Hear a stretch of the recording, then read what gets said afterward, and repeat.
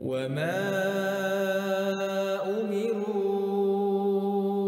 إِلَّا لِيَعْبُدُوا اللَّهَ مُخْلِصِينَ لَهُ الدِّينَ. Apa Ustaz? Apa yang ana lakukan apabila saya terkena fitnah seorang janda? Apakah aku harus menikahinya? Dan bagaimana menjelaskan kepada istri bahwa saya terfitnah seorang janda?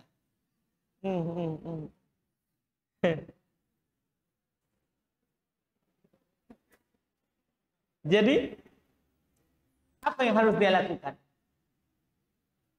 Iya. Langkah pertama, antum bertakwa kepada Allah. Seorang janda, walaupun dia janda, dia bukan mahram. Tidak halal bagi kita untuk melihat, untuk WA sama dia, untuk inbox Facebook. Tidak halal bagi kita. Karena itu perempuan bukan mahram kita. Bertakwalah kepada Allah dalam hal tersebut. Ini kalau kita terfitnah. Ini langkah awal. Kemudian langkah kedua yang harus kita lakukan kalau kita tidak mampu untuk menikah dua, maka kita bersabar dengan istri kita yang ada.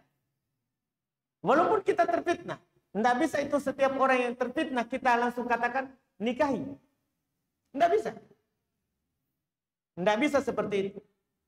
Kalau ada setiap orang yang terfitnah sama janda kita bilang nikahi, bahaya. Karena bisa saja kita bilang nikahi, ternyata setelah dia nikahi janda itu, istrinya lagi tadi jadi janda. Apa yang harus kita lakukan? Dan itu terjadi banyak. Dari orang-orang yang praktek ingin nikah yang kedua, ternyata istri pertamanya lepas. Itu banyak yang terjadi, tidak sedikit. Makanya kita tidak langsung bilang, kalau kamu terfitnah, nikahi. Tidak. Kita bilang, kamu mampu nggak? Mampu nggak batinnya? Karena masalahnya, kalau orang punya istri dua, kalau di malam ini giliran sini datangi, sana besok harus datangi. Antum punya cairan lutut banyak? Iya. Hati-hati. Ini bukan hanya sekedar mau coba-coba. Ini bukan masakan. Ini tanggung jawab besar. Bisa jadi surga atau neraka kita. Jadi kalau antum tak mampu batinnya, tak mampu juga lahirnya, dompet tidak tebal, masih jadi kontraktor sana-sini, maksudnya kontrak rumah, bukan kontraktor proyek. Maka pikir, bersabar. Insya Allah, Allah akan kasih memang kalau antum butuh dua. Jangan khawatir, kasihan jandanya Ustaz. Tidak ada yang jaga. Allah yang jaga. Dan kamu tiba-tiba jadi mau pahlawan kesiangan. Iya, setiap orang di dunia ini Allah jaga. Jangankan janda, orang tua pun dijaga oleh Allah. Ada penjaganya. Jangan pura-pura tiba-tiba kita mau seperti itu. Bersabar.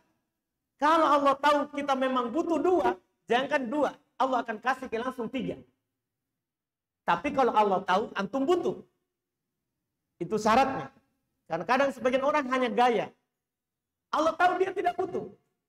Satu saja, satu kali sepekan, mau tambah dua. Hanya hari Jumat. Kan susah. Iya. Nah, ini Allah tahu kapan kita butuh. Jadi kita katakan kepadanya, kalau antum terfitnah dan tidak mampu menikah, bersabar. Bersabar. Setelah itu antum tidak mampu bersabar, terus mampu uangnya, bicarakan baik-baik dengan istri. Bagaimana menjelaskan kepada istri bahwa saya terfitnah seorang janda? Bicara baik-baik kepada istri. Bagaimana cara membicarakannya? Kita yang tahu istri kita. Kita sudah seranjang sama dia berapa tahun. Bukan saya. Kita yang tahu istri tak, bagaimana perasaannya. Bagaimana dia kalau saya nikah lagi. Kita yang tahu istri tak? Jangan tanya kepada saya. Karena masing-masing orang tahu istrinya. Gimana perasaannya? Iya, tahu. Yang jelas, kata Nabi SAW, Rifqon bil qawarir, lemah lembutlah terhadap gelas kaca itu. Perempuan itu harus dilemah lembuti. Jangan suka cari masalah. Sebagian orang kalau istrinya bilang, enggak, baik dia cari masalah. Bagaimana supaya bisa? Jangan, itu salah. Salah. Kalau antum menikah yang kedua, mendolimi yang pertama, yang kedua pasti pisah. Akan ditinggalkan semuanya.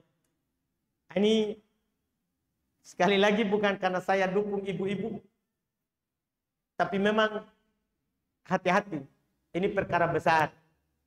Perkara besar. Masalahnya antum mau menghalalkan kemaluan yang haram untuk antum. Jadi antum akan ambil dia dengan akad. Antum halalkan dengan kalimat Allah Subhanahu wa ta'ala. Jadi kita tidak boleh bermudahan berbicara dalam masalah ini. Tidak boleh bermudahan. Jangan lupa subscribe, like, dan share.